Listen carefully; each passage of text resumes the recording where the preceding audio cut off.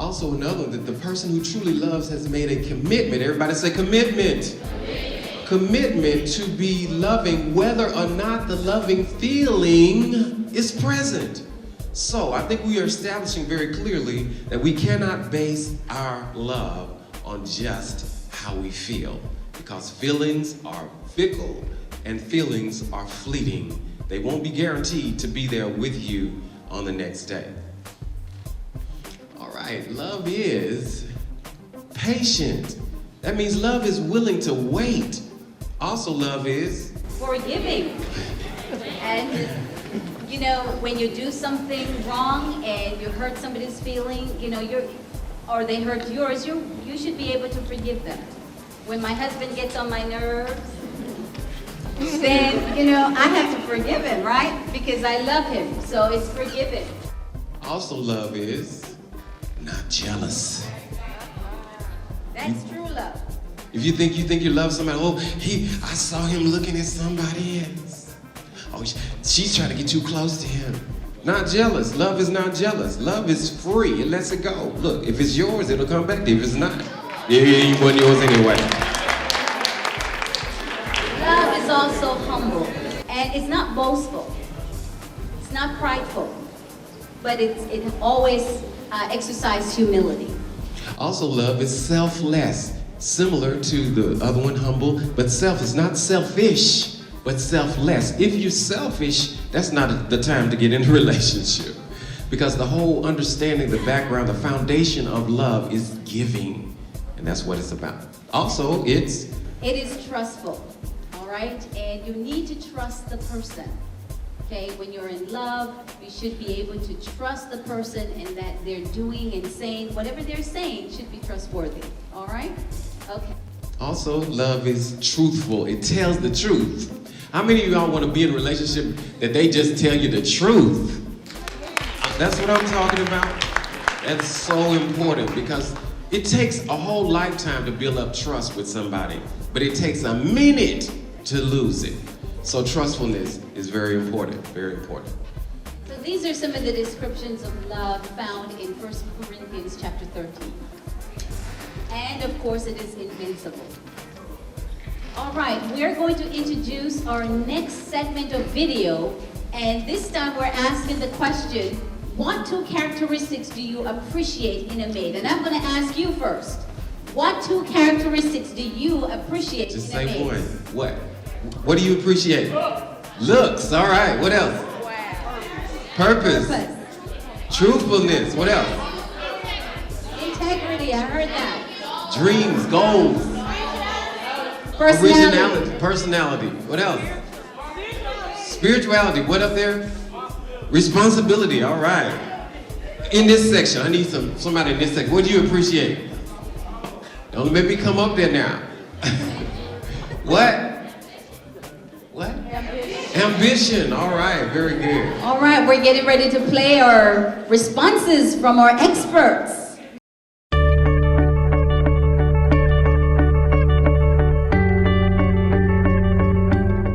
Intelligence is always important, as well as beliefs. Natural beauty and individuality. Being understanding and also being loyal. Personality and looks.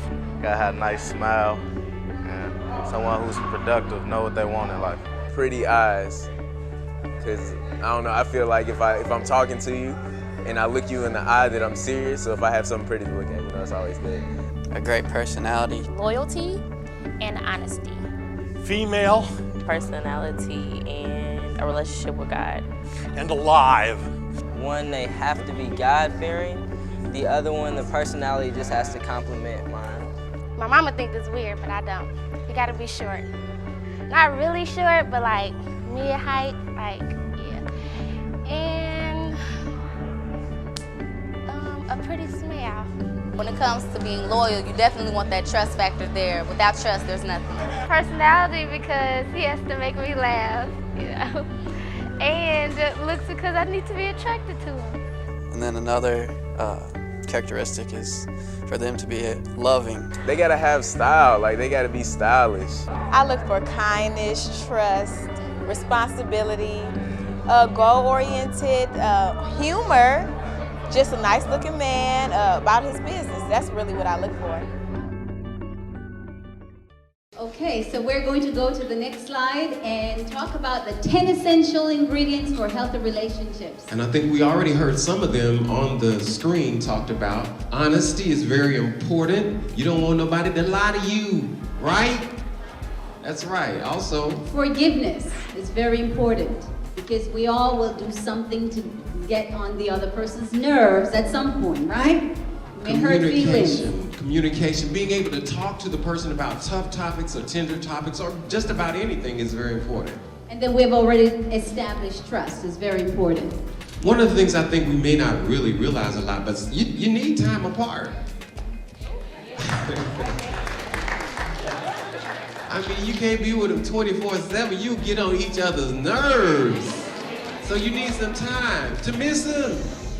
Right. Absence makes the heart grows fonder, okay. And certainly you need to be friends. So friendship is very important. Also monogamy.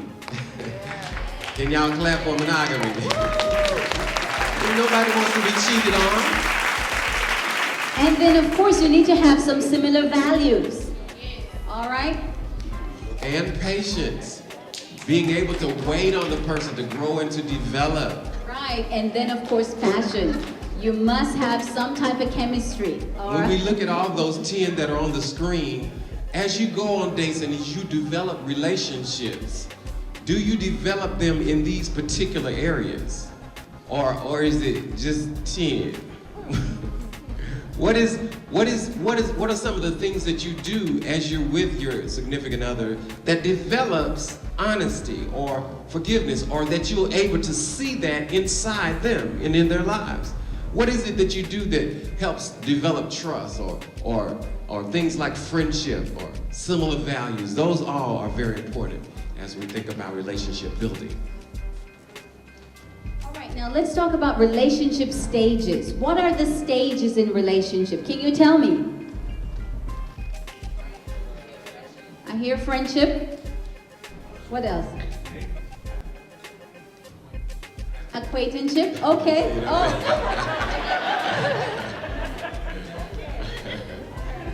All right, obviously you see a person but you never met them. All right, then it goes to you get to know them or what have you. Could be in a class or what have you. Then you have a casual friendship, casual relationship. Then you get to casual dating. You just talking, they talking. You heard that before, right? Or also there is exclusive dating. That means you just date that person, not anybody else. You're dating that particular person. And then it goes to pre-engagement. Yeah, and that's a fun time, right? Because you know you are locking in the deal, amen? All right. So pre-engagement is a great time. It's a time to really get to know each other. And then, of course, the last one is engagement, which leads to, of course, the last one, which is marriage. Right. Which is marriage. And so what you do with the person ought to be different between, say, casual date and engagement. And in marriage, it ought to be different. And so if you do whatever all in the upper categories, you don't have nothing left for the last one.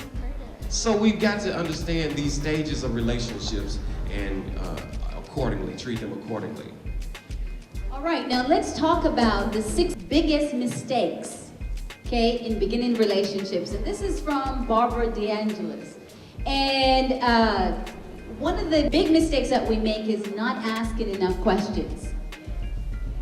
Some of you may have asked, well, what's your sign? Huh? Come on now, you're on a date. You're not just focusing on the sign. You want to know more about the person. What are your goals and dreams in life? And the second one is ignoring warning signs and problems. How many times have you been in a relationship and you're getting all these red flags and you're getting out, I think it's like a stop signal, you know, like a traffic signal. You know, when you're driving, you get all kinds of signals. There's red and it means, there's green it means, there's yellow and it means, slow down, that's right. And sometimes